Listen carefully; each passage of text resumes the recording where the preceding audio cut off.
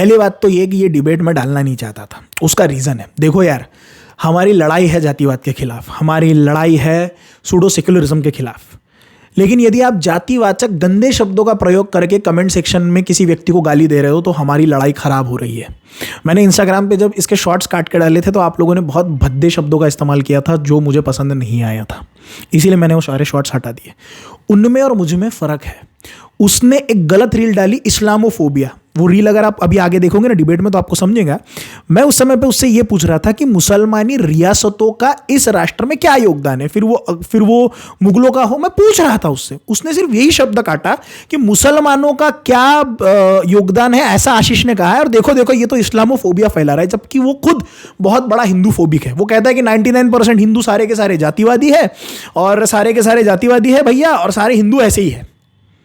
खुद हिंदोफोबिक है बहुत बड़ा। दूसरी चीज, उस बंदे से जब भी मैं रील पे एनकाउंटर कर रहा था जो उसने पहले डाली थी, मतलब ये बंदा कॉलोनाइज हिस्ट्री तुम्हें पढ़ा सकता है, लेकिन यदि हम सच्ची हिस्ट्री पढ़ाए तो ये उसे सेफ्रनाइजेशन कहता है। ऐसे बहुत, मैं इस बंदे से मैं पूरा उब चुका हूं भाई। सेम टिपिकल लेफ्टिस्ट बिहेवियर के आधी अधूरी चीजें करना।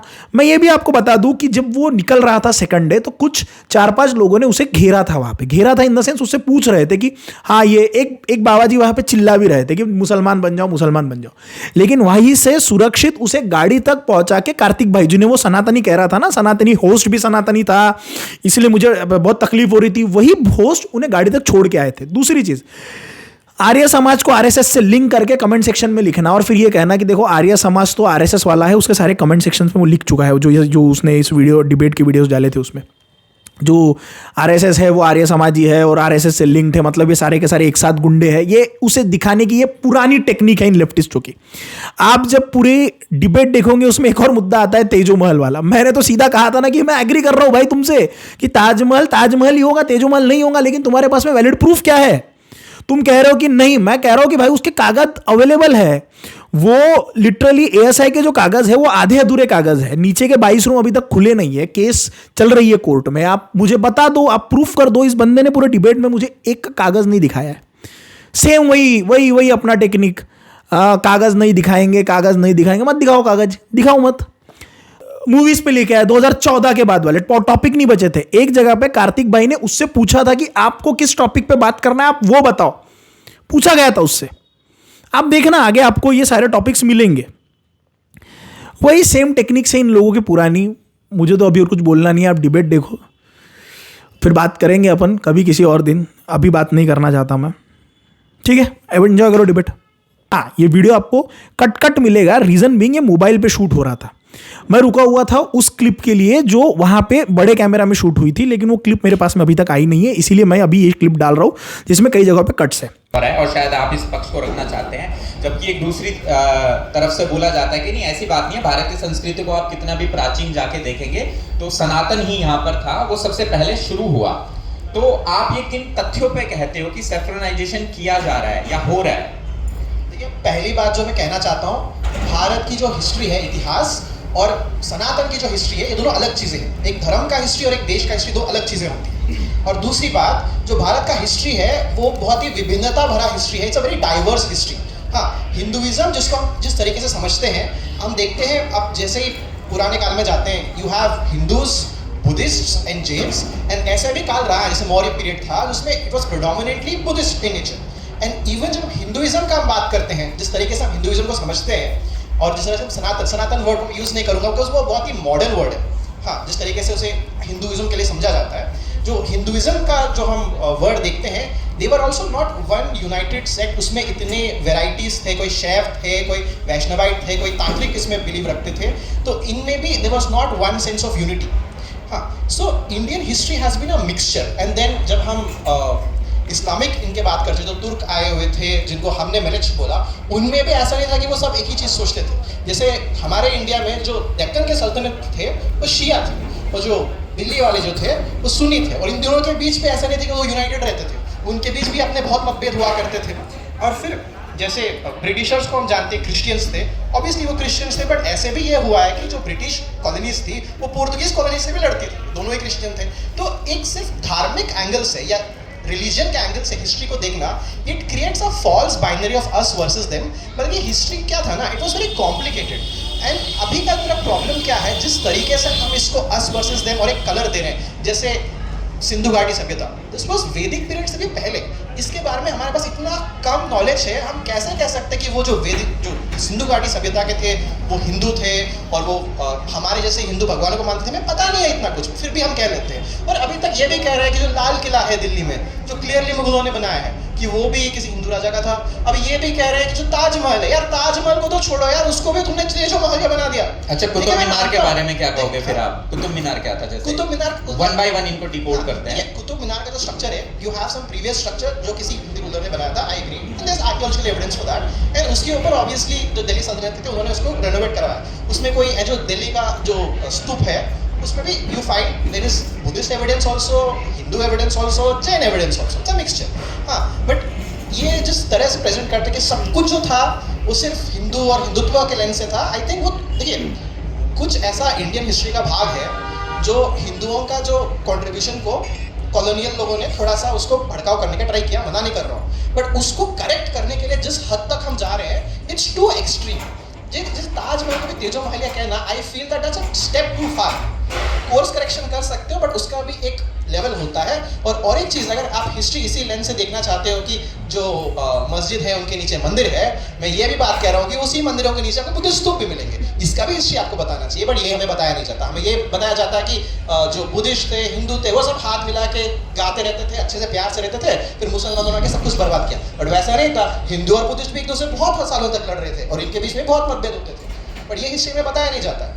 तो यही है, हिस्ट्री को आप कॉम्प्लिकेटेड चीज़ें उसको सच्चाई इस तरीके में बताइए, और यही मत बताइए कि मुसलमान आने से पहले India was all perfect. It was not. नहीं, ये चीज़ तो कभी भी नहीं बोली गई। एंड ओवर टू यू आशीष भाई, काफ़ी सारे पॉइंट लक्ष्य जी ने बोले, आई थिंक आप सबका जवाब देना चाहोगे स्टेप बाय स्टेप। सबको नमस्कार। मैं अभी यहाँ पे जो कुछ भी बोलने जा रहा हूँ तो बहुत पहले ही क्लियर कर दूँ कि मैं हिस्ट्री का स्टूडेंट रहा हूँ या हिस्ट्री भी पढ़ाता हूँ, तो मैं जानबूझ के नाम लेना चाहूँगा, मतलब इससे रिलेटेड नहीं है, बट मेरी जितनी भी नॉलेज आती है that is all because of my teacher, my friend, my brother Prithviraj Bhagat. So he is one of the, क्योंकि आप जैसे कंटेंट राइटर भी रखते हो तो आपको नाम लेना जरूरी है, because he is my first primary source. तो मेरा प्राइमरी सोर्स पहला पृथ्वीराज भगत को मैं देता हूँ। Second is Shirish More ji, he is no more. तो अभी जैसे बात आती है कि भारत का इतिहास जो रहा है क्या वो हिंदुत्ववादी रहा है, हमें दिक्कत इस बात से नहीं है कि आप जब पिन पॉइंट कर रहे हो कुछ राजाओं को, आप पिन पॉइंट कर रहे हो सभी राजाओं को। व्हाट कम्युनिस्ट डिड, उन्होंने जिस हिसाब से इतिहास को लिखा या इस इतिहास को जिस तरह से प्रेजेंट किया, what they said, let's say Shivaji Maharaj, let's say Maharana Pratap या लेट्स से अशोका, इनका यही गंतव्य था कि ये सभी लोग जो लड़ रहे थे, ये सभी अपने साम्राज्य के विस्तार के लिए ही लड़ रहे थे। Not a single time in history they have mentioned कि इनका कोई हिंदुइज्म से रिलेटेड कोई चीजें थी। Well, let's start from Aryan theory. मैं पहले लक्ष्य को आर्यन थ्योरी के बारे में पूछना चाहूँगा, what he thinks Aryan theory and Harappan civilisation. मेरा मत ये है कि जो हड़प्पन सिविलाइजेशन था, that is itself Aryan, those were the Aryans only, they were living in this country। मैं अपने प्रूफ्स रखूंगा, पहले मैं उनकी बात सुनना चाहूँगा। ठीक है लक्ष्य भाई, आप जैसा उन्होंने पूछा Aryan, let's start from Harappan and Aryan, because वहीं से हिस्ट्री शुरू होती है, तो वहीं से खींचती हुआ है क्या। ओके, जो जेनेटिकली हम देखते हैं, सो अभी के जो मोहनजोदड़ो हड़प्पा रीजन के जो लोग हैं और आज के जो पाकिस्तान में जो रहने वाले वही ज्योग्राफी के लोग हैं, there is a genetic continuity, no doubt. I do not present any genetic claims कि genetic displacement हुआ या population replacement हुआ, never saying that. What I'm saying is, जो Indian subcontinent है, उसका Central Asia region से you had a lot of how would I put it, nomadic people coming in and doing some conquering. It is not unique to say Aryans. हम कह सकते हैं जो श्वेत हुन जिन्हें हम कहते हैं, हंस, उन्होंने आए थे। फिर जो शायोनाइट्स थे, किदराइट्स थे, ये आए थे, वो भी हंस के ही ग्रुप्स थे। कुशन एम्पायर ऑब्वियसली हिस्टोरिकली वो भी आए। We are talking about I'm getting there. हाँ, एंड उसी रूट से यू हैड लॉट ऑफ जैसे इस्लामिक, जैसे Turkic Mahmud of Ghazni, Mohammad of Ghor, ये लोग आए थे। देखिए, जब महमूद ऑफ गाजनी आए और जितने कॉन्कर किया, Mohammad of Ghor 100 years after him, उन्होंने दिल्ली सल्तनत का स्थापना किया। क्या उन्होंने जेनेटिक ये चेंज किया? जेनेटिक डिस्प्लेसमेंट नहीं हुआ था। येट जो भारत का जो कल्चर था after they came, culturally you could see a lot of changes, right? Lot of changes in what way? Lot of changes in our food, in our language. कितने सारे फारसी words हैं जो आज भी हम हिंदी में यूज करते हैं, दोस्त, दुश्मन, इश्क, किताब, ये सब फारसी के रूटेड वर्ड्स हैं. तो कल्चरल शिफ्ट हुआ है, हाँ, और रिलीजियस इफेक्ट्स हुए हैं, बट जेनेटिक रिप्लेसमेंट नहीं हुआ है. सो मेरा ये मानना है, जैसे फॉर एग्जाम्पल द वैदिक जो पीरियड है, it came after Indus valley. तो इंडस वैली में जो जेनेटिक जो लोग रहते थे वो वही लोग रहते थे, but then you have evidence of some the central Asia से जो लोग आ रहे हैं, some new group coming in, and they did not replace them.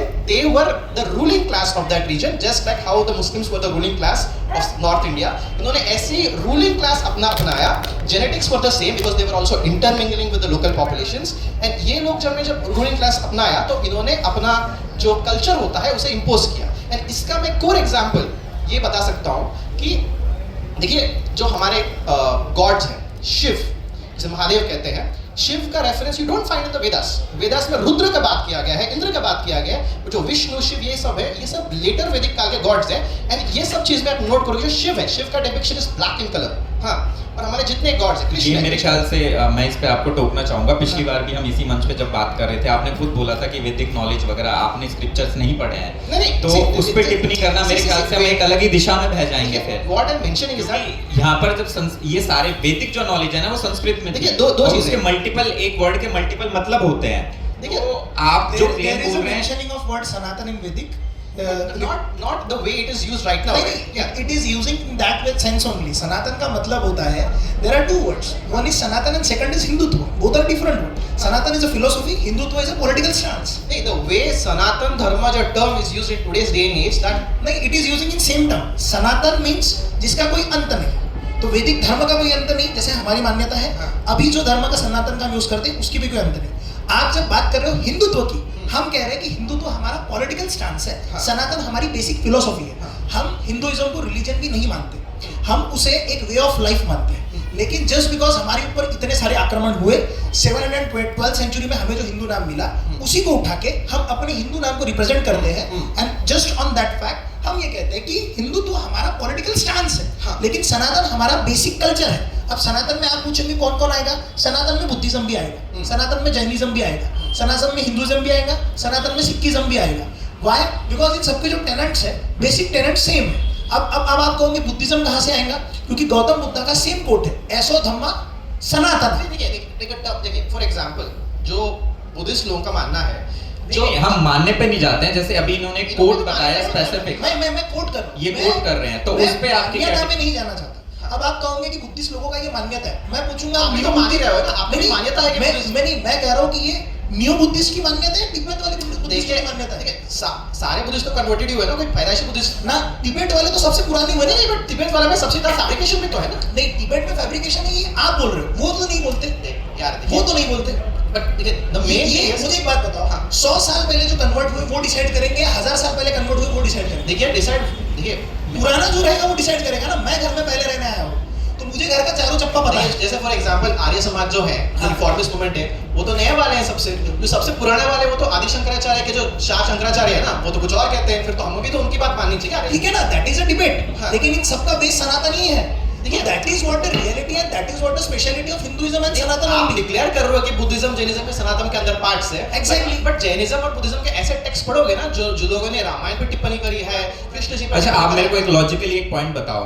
Gautam Buddha जब आए थे, ठीक, तो वो प्रकट तो नहीं हुए थे, आपके मेरी तरह पैदा हुए थे, ठीक है.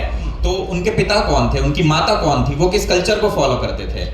Religion is one thing, culture is one thing. आपसे एक सीधा सवाल पूछ रहा हूँ कि मेरी शर्ट का कलर क्या है, आप बोल रहे हो कि नारंगी खाओ.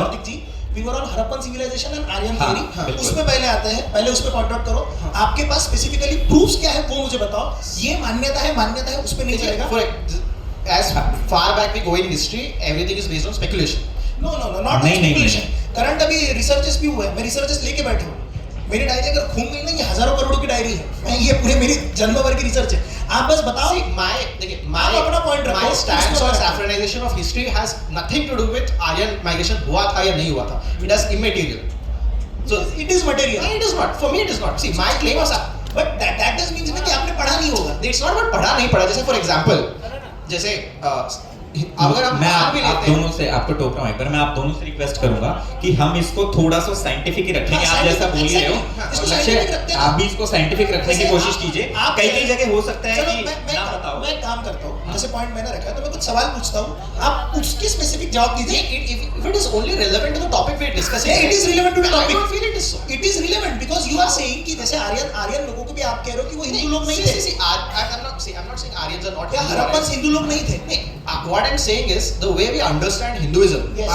जिस तरीके से अभी प्रैक्टिस हो रहा है या पिछले 4-5 उसी तरीके से उस समय भी हो रहा था। मैं प्रूफ करता हूँ ना, मेरे पास में है, आप बस अच्छा, बताओ मुझे। ये आपने सही पॉइंट उठाया। आप कह रहे हो कि आज के दिन जो सनातन है, जिस हाँ। तरीके से प्रैक्टिस हो रहा है, पहले वैसे नहीं होता था। ये हाँ। आपका पक्ष है। हाँ, हाँ, बिल्कुल obviously। ठीक है, मैं समझ गया। आप कह रहे हो कि पहले वैसे होता था। ठीक है, बिल्कुल होता तो था। क्या आप पहले ये प्रूव करना चाहोगे अपने प्रूफ्स के ऐसा साथ नहीं कि होता ऐसा था। नहीं होता था, फिर हम आप पे आएंगे कि ऐसा क्यों होता था। हाँ। मेरे ख्याल से ये तरीका सही रहेगा। ठीक है, आप जरूरी है बताइए। ना, कंटेम्परेरी सोर्सेज जरूरी है ना। ठीक है, कोई नहीं, आराम से चर्चा करते I think no one will need a source for this. A very basic thing. If you go to the early Vedas, Varna Vyavastha was based on profession, right? हैं। बिल्कुल। We are talking about Harappan first. Harappan, मेरा दावा ये है कि हड़प्पन अब देखिए topic बदल रहे हैं, नहीं, टॉपिक बदल रहे हैं। मैं कह रहा हूं, मेरा दावा क्या था? अरे भाई आपने पूछा, मैं मेरा दावा क्या टॉपिक था? बदल रहे कार्तिक जी, हैं। मेरा- टॉपिक में खत्म तो करने दीजिए। आप बताइए। आप सब मानते हैं वर्ण व्यवस्था जो था प्रोफेशन बेस्ड था, आप भी मानते हो। हाँ बिल्कुल। उसके बाद क्या हुआ, बर्थ बेस्ड बना कि नहीं? बना कि नहीं? ठीक बना है। था ना।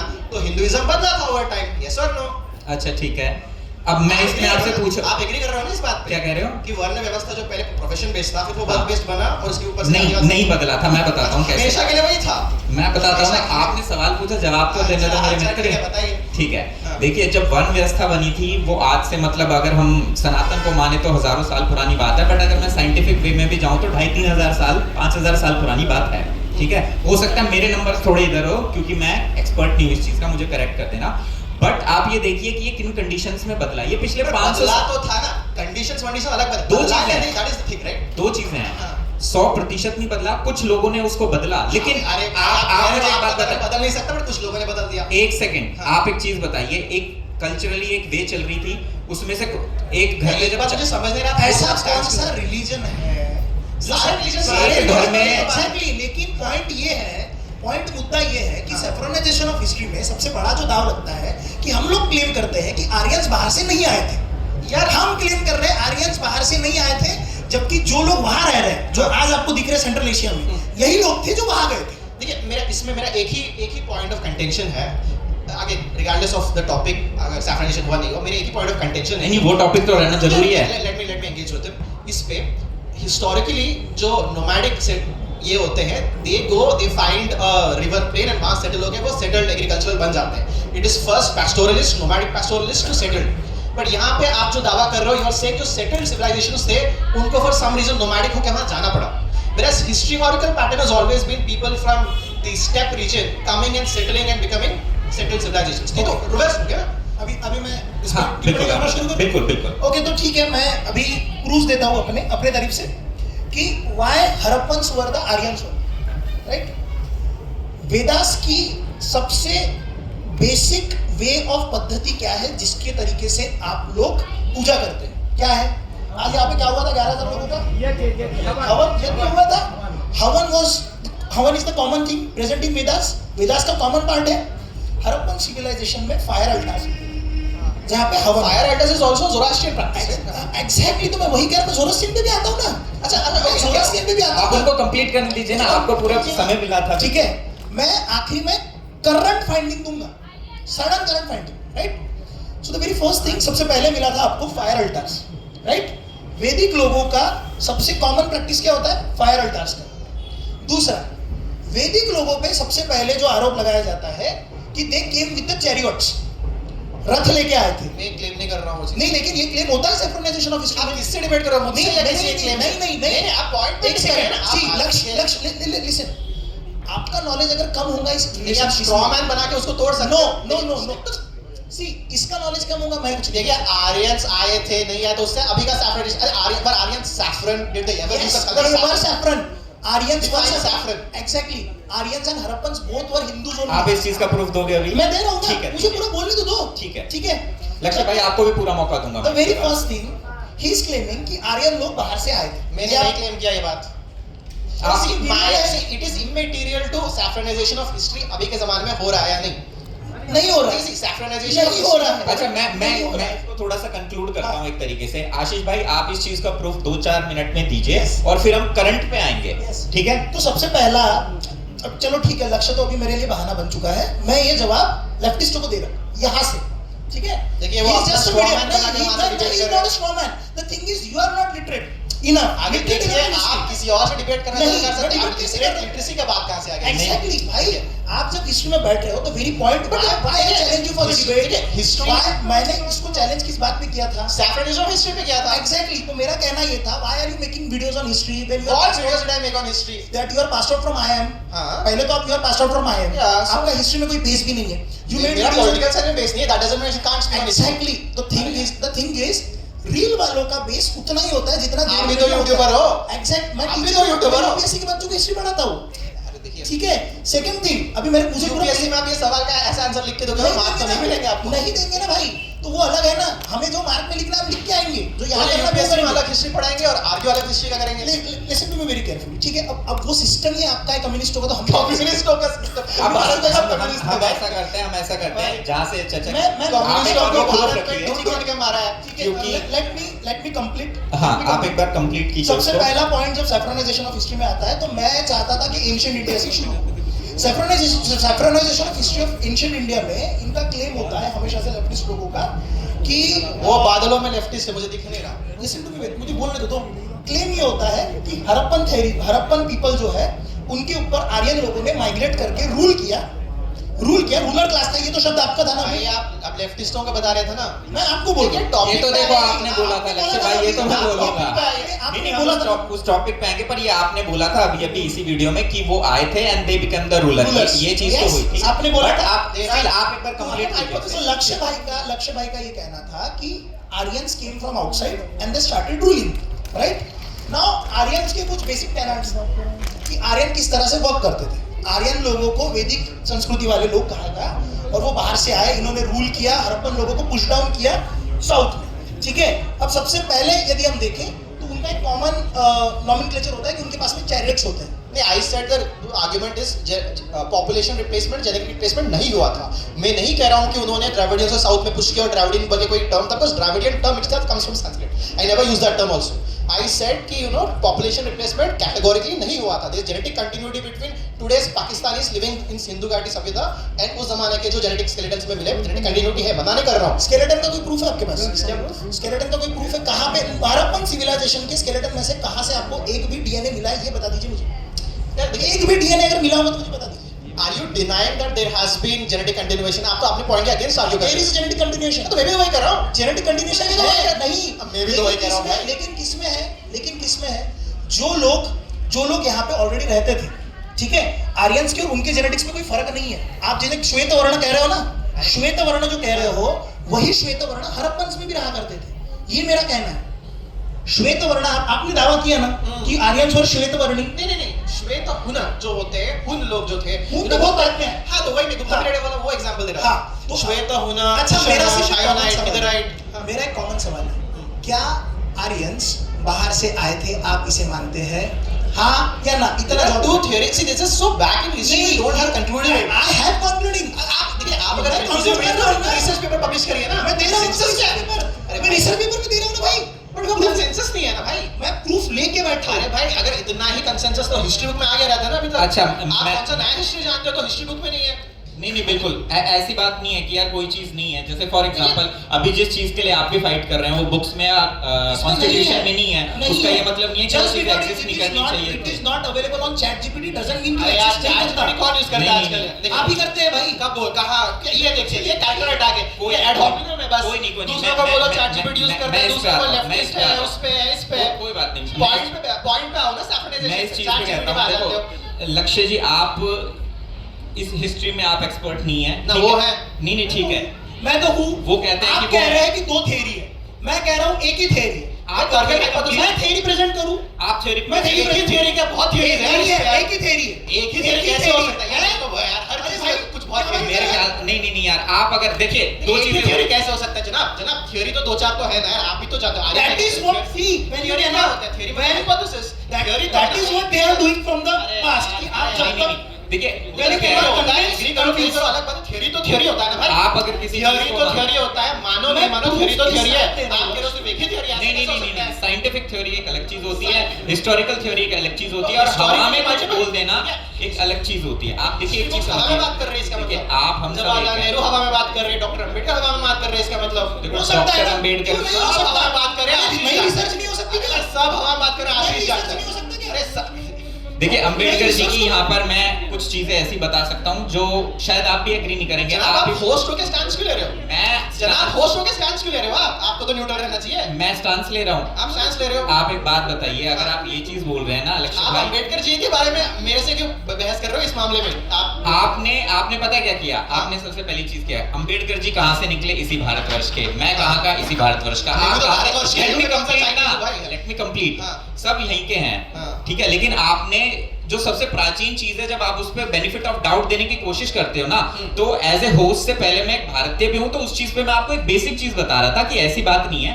पहले मैंने आपसे पूछा, आप बोल रहे हो कि मैं बीइंग बायस्ड, ये एक गलत चीज है। क्यों? मैं आपको बताता हूं। मैंने पहले बोलने का मौका आपको दिया, फिर मैंने आपको बीच में 3 बार रोका, उसके बाद मैंने पहले आपसे पूछा कि आप अगर हिस्ट्री में आपकी एक्सपर्टीज है तो आप बताइए, अगर नहीं है तो कोई नहीं, एक बार 2 मिनट के लिए उनको सुनते हैं और फिर इस टॉपिक पे आते हैं करंट टाइम पे जिस पे आप डिस्कशन करना चाह रहे हैं। लेकिन जैसे ही वो बताने लगे आप उसमें बीच में आ गए। हाँ, बट मुझे एनीवेज इट्स माय बोला जॉब, है। एनीवेज मुझे चैट GPT बोला है। लक्ष्य भाई, anyways it's my job to accommodate it. Ashish भाई, आप 2 से 3 मिनट में अगर आपके लिए पॉसिबल हो तो आप एक बार अपनी थ्योरी बताइए, ठीक है? उसके बाद हम करंट टाइम पे आके डिस्कशन करेंगे।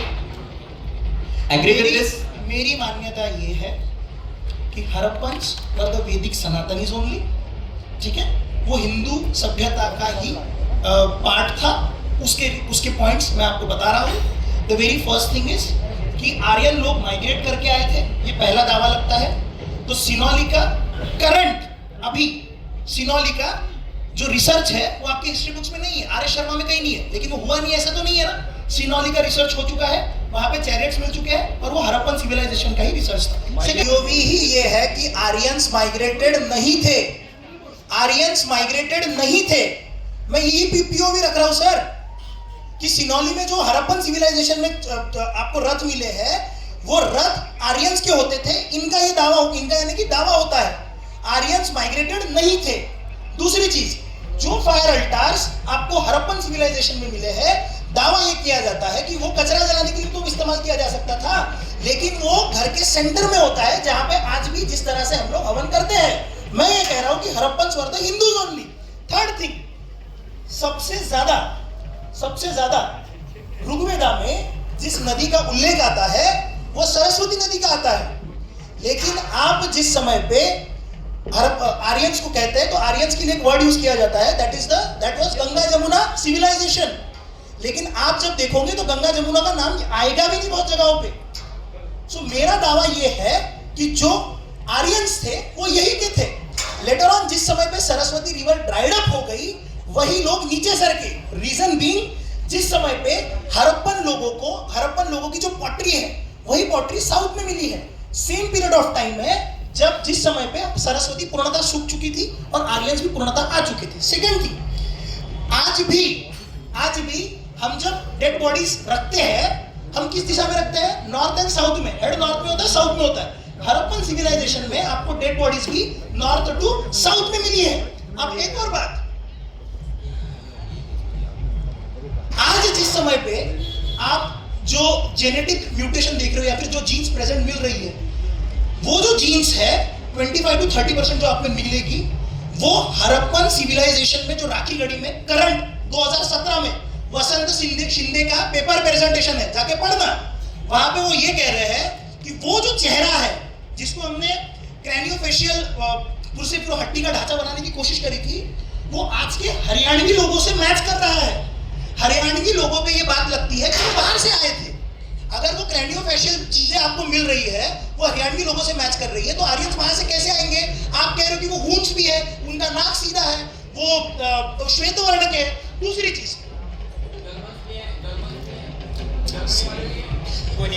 चीज, ठीक है, दूसरी चीज, अब जो हड़प्पन लोगों में जेनेटिक्स मिले हैं ना, जो हड़प्पन लोगों के जेनेटिक्स है ना, वो तुर्कमेनिस्तान के पास में मिले हैं, लेकिन उनके जेनेटिक्स यहाँ पे नहीं मिले हैं। सो ये जो थ्योरी है कि वो बाहर से आए थे, थ्योरी ये है कि वो यहाँ से बाहर गए थे।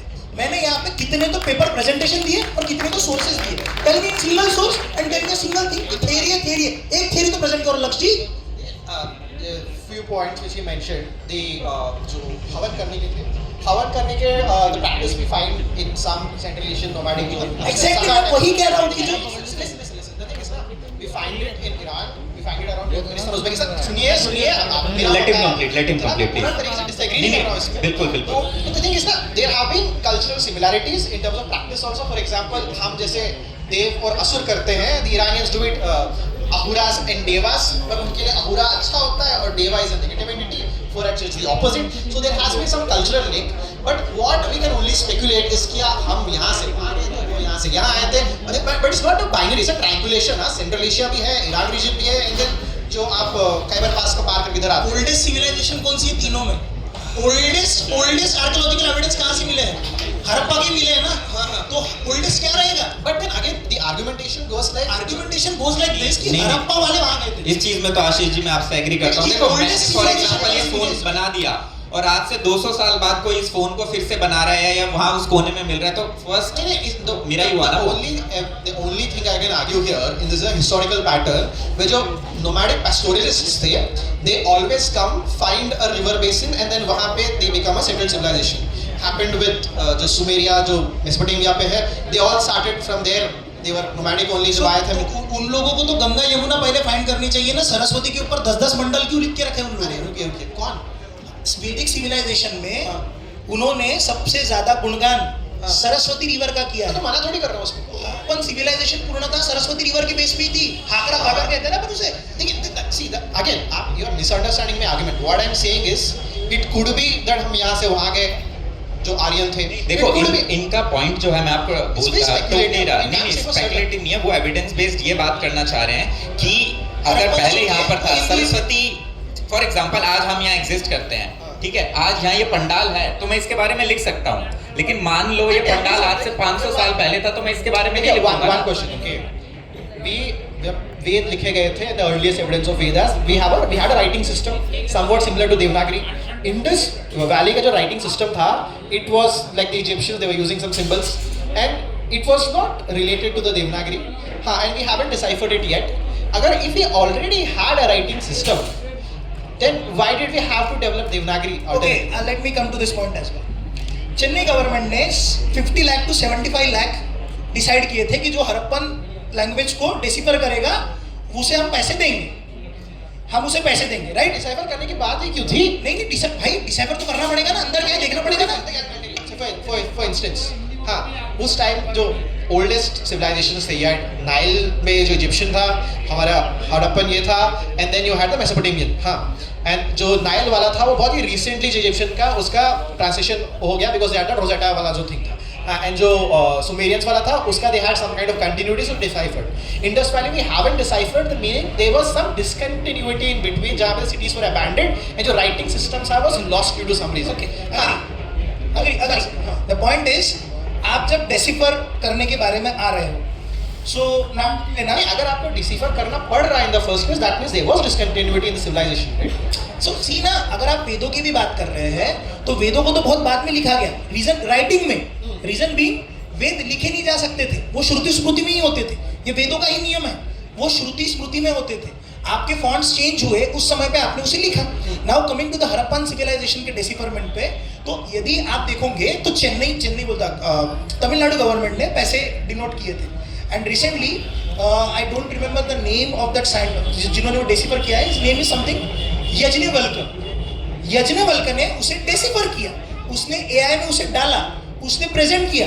वो जो बात थी कि आपको डिसिफर करने पे पैसे मिलेंगे, भाई गवर्नमेंट ने गायब कर दिया तमिलनाडु गवर्नमेंट के पास में जब वो गया, उन्होंने उसे देखा नहीं, क्योंकि डिसिफर करने के बाद में उसमें वही सारे नाम आते हैं जो वेदों में आते हैं, ये वो क्लेम कर रहा है। उसका पूरा 100 पन्नों का पेपर प्रेजेंटेशन है, सारे लोग उसे मान रहे हैं। सारे लोग कौन है? तो सारे लोग यानी कि भाई nationalist are believing in that. Second thing is, ये इनके वाला एक second I am saying national nationalist. I'm not saying Nationalist. rationalist. अच्छा. The thing is, दोनों एक्सक्लूसिव है ना. हाँ नहीं, एक्सक्लूसिव तो नहीं है ना. एग्जैक्टली रैशनलिस्ट और नेशनलिस्ट एक होते हैं. रैशनलिस्ट आप अपने आप को समझते होगे, ठीक है.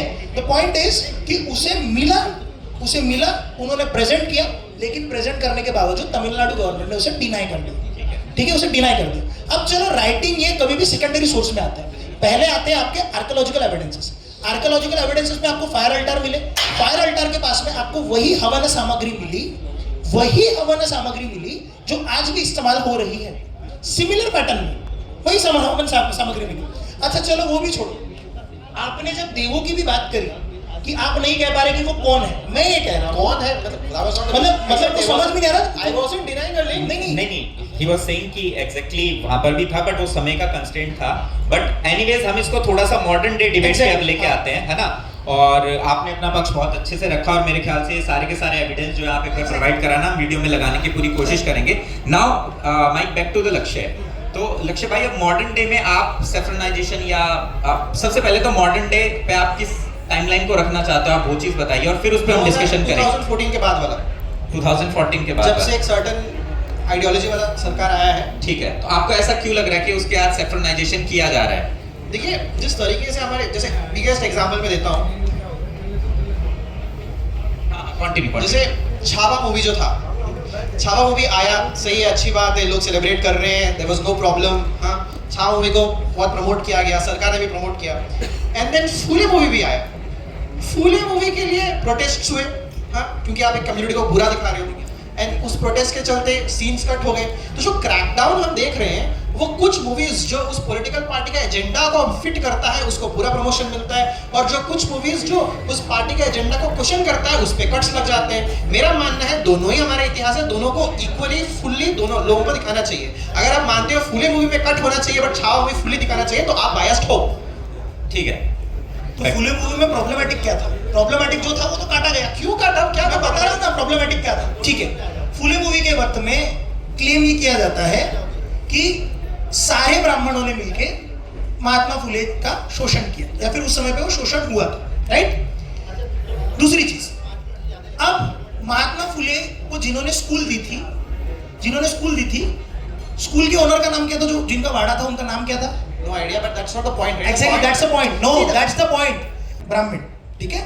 There were, listen, अम्बेडकर को नाम ही तो ब्राह्मणों ने दिया था, बट वो listen, पॉइंट नहीं, पॉइंट ये है कि अगर गलत दिखा के आप समाज में अराजकता फैला रहे हो तो उसे क्यों काटा नहीं जाएगा? आप इसको सेफ्रनाइजेशन से कैसे Saffronization से कैसे connect कर रहे हैं? connect मेरे कर को आपका ये लॉजिक समझ में नहीं है. मैं समझना चाह रहा हूँ कि ये महात्मा फूले वाला जो एग्जांपल आप दे रहे हो, ये तो मेरे ख्याल से डिस्कशन हम पिछले सत्र में कर चुके हैं, तो इसको आप सेफ्रनाइजेशन का नाम कैसे दे रहे हो? देखिए, जो सर्टेन पॉलिटिकल पार्टी का एजेंडा है, दे वांट टू शो कि हिंदूज जो थे वो सब यूनाइटेड थे, उनके बीच में कोई ज्यादा मतभेद थे ही नहीं, मुसलमानों ने आके सब कुछ खराब किया. लेकिन ये तो हम नहीं कह रहे, ये हम भी नहीं कह रहे. हम ये कह रहे हैं कि जो राजा, आपने जैसे अभी लेफ्टिस्टों का क्लेम देके बताया ना, हाँ. मैं भी आपके राइटिस्टों का क्लेम देके बता सकता हूं. बताओ ना, निकलो ना आप. मैं उसी के लिए तो रुका हूँ लक्ष्य जी. आप उठाओ तो सवाल उठाओ तो कि राइटिस्ट ने क्या बिगाड़ा है वो बताओ बस. चलो, ये रुका उसी के, मैं रुका हूँ. द फर्स्ट क्लेम जो कहते हैं, हाँ, डोंट क्लैप. जैसे क्लेम बीइंग इज दैट जो पूरा स्टोरी ये है कि जो ब्राह्मणों ने शोषण तो किया था, बट आधे ब्राह्मण ऐसे भी थे जिन्होंने हेल्प किया था.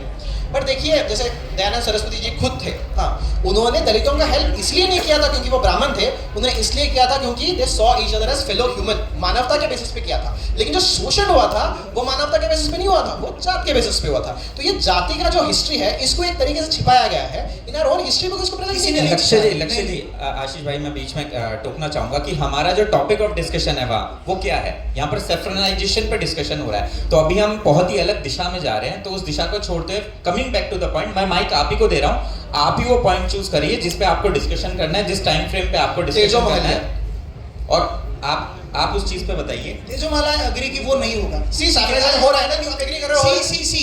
लेकिन आप वो था या ना बता दो, सैक्रिफाइस है या नहीं है? नहीं है बस. अरे उसका और रिसर्च पेपर आने का है ना. आपने रिसर्च किया है कि तेजोमाला पे पूरा का पूरा? तो आप कह रहे हो पूर्णतः रिसर्च हुआ है उस पे. आपके पास में कोई क्लेम है कि वो ताजमहल ही था? आपके पास में क्लेम है? आपके पास में कोई क्लेम है? उसके कई पेपर अवेलेबल है कि वो जो जमीन थी वो राजपूत राजाओं की थी. ऐसे कई पेपर अवेलेबल है. देखिए, ऐसे पेपर अवेलेबल है, और वो जमीन के साथ में वो वहां पे जो महल था, वो शीश महल के पेपर ऑलरेडी अवेलेबल है. वो क्लेम हम रख चुके हैं. आप उसको एक्सेप्ट नहीं करना चाहते, वो आपकी जिम्मेदारी है। देखिए अभी का जो the structure we know today Taj Mahal, the white marbles thing जो हम देखते हैं, that is clearly a Mughal motif. The architectural style is same to that we see in Afghanistan. जो उज़्बेकिस्तान में जहाँ देखते हैं, उज़्बेकिस्तान में समरकंद में जो रेगिस्तान जो मॉन्यूमेंट है, उसका आर्किटेक्चरल स्टाइल है, उसपे जो जिस तरीके से लिखा गया है, कारीगरी किया गया है, it is an exact replica of that. इसमें इंटीरियर डेकोरेशन में चीजें चेंज नहीं होती है क्या? तो आप कह रहे हो कि ये इंटीरियर डेकोरेशन में चीजें चेंज भी तो हो पूरा सकती है। स्ट्रक्चर का स्ट्रक्चर, हाँ, क्यों नहीं? समय बहुत था, कर भी सकते हैं। क्यों नहीं कर सकते सर? क्यों नहीं कर सकते? आप एक काम करिए ना, आप यहीं पे कुतुब मीनार है ना, कुतुब मीनार में मेरे साथ में चलिए। नहीं, कुतुब मीनार का तो आई एग्री विद। हाँ, कुतुब मीनार के देखिए, बाजू अगर में आप एक मंदिर है ना। एग्जांपल को एग्री कर रहे हैं तो उसको पूरा का पूरा चेंज कर दिया गया और एक समय इस चीज पे तो सब एग्री करेंगे, एक समय तक ये बोला जाता था कि ये मुगल्स ने बनाया, लेकिन उसमें ऐसी कुछ चीजें बच गई थी जैसे वो गणेश मूर्ति हो या जो बेस हो, तो उसके बाद कहीं ना कहीं सच को मैंने खुद हिस्ट्री बुक में पढ़ा है कि तो हो सकता है अगर ये क्लेम आ रहा है तो देयर इज अ पॉसिबिलिटी, इस चीज में मैं आपसे एग्री करूंगा and I am being unbiased here. आप इस चीज में प्लीज मुझे मत बोलना, मैं आपको सिर्फ ये बताना चाह रहा हूं इसी संचालन को करने के लिए बहुत बड़े बड़े मुझसे ज्ञानी बैठे थे, लेकिन ये मौका मुझे सिर्फ इसलिए मिला है, मैं आर्य समाज का भी नहीं हूं, सिर्फ इसलिए क्योंकि मैं एक होस्ट हूं और मैं अपना पॉडकास्ट चलाता हूं और मैं सनातन से इतना ज्यादा कनेक्टेड हूं, मेरी नॉलेज इतनी ज्यादा नहीं है। बहुत अच्छी बात है। एक Anyways, अब सेकंड आप क्लेम बताइए। आपने ये भी दिया था, आपके पेज पे भी आपने एक क्लेम दिया था, तो आप एटलीस्ट उसके लिए तो कौन सा क्लेम? कि Shivaji Maharaj was I don't want to argue on that, that's not my. Why but you have claimed it on Instagram. भाई इसने क्लेम किया है इंस्टाग्राम के बाद इंस्टाग्राम ये कई और you haven't even changed it even that see what you did that इनका day. claim क्या था? हाँ, एक second. इसका क्लेम ये था नहीं I don't want to discuss off topic है, off topic है। वो ऑफ टॉपिक है, नहीं ऑफ टॉपिक क्या कैसे? saffronization से Exactly, related? exactly. हाँ, saffron- आप सैफ्रोनाइजेशन ऑफ हिस्ट्री देखिए जो चीज मैंने बोला ही नहीं उस पे डिबेट करके क्या मिलेगा, ये बात मुझे समझ तो नहीं आई। आपका ऐसा रहेगा कि आप यहीं पे जो बोलोगे उसी पे डिपेंड होगा। डिबेट तो उसमें होता है ना भाई, तो आप बोलोगे बचपन में तुमने ये बोला उस पे मैं अभी ला रहा हूं, ये क्या बात आपकी है? पोस्ट हटी नहीं है। एक पोस्ट सेकंड हटी नहीं है कौन सी पोस्ट कि जिसमें शिवाजी महाराज को आपने नॉन रिलीजियस बोला है या Non religious तो नहीं बोला। सेक्युलर बोला है ना, लेकिन सेक्युलर में तो नहीं बोला। आपने ये बोला ना कि उनके इसमें मुसलमान भी थे कुछ एक तो और उन्होंने कभी कोई मस्जिद भी नहीं तोड़ी, ये तो क्लेम किया है ना आपने। नहीं मस्जिद वाला तो नहीं। है उसमें, दिखाऊं मैं?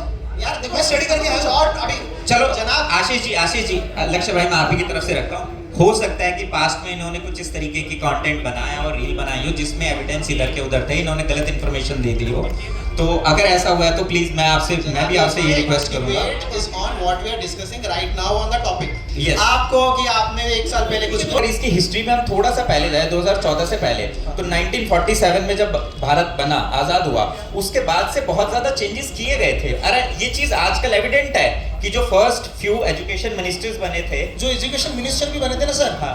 आरसी मुजुमदार को उस समय पे नेहरू ने हिस्ट्री लिखने के लिए बैठाया था। बिल्कुल आरसी मुजुमदार ने मुंह पे नहीं बोल के आए थे।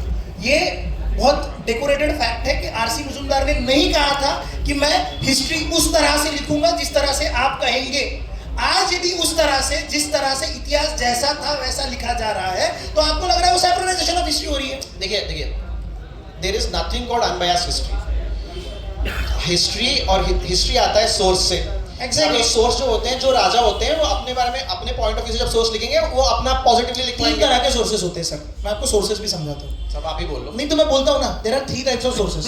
The very first is the contemporary source, जिसमें आते हैं आपके लेटर्स या फिर आते हैं आपके आर्कियोलॉजिकल एविडेंसेस।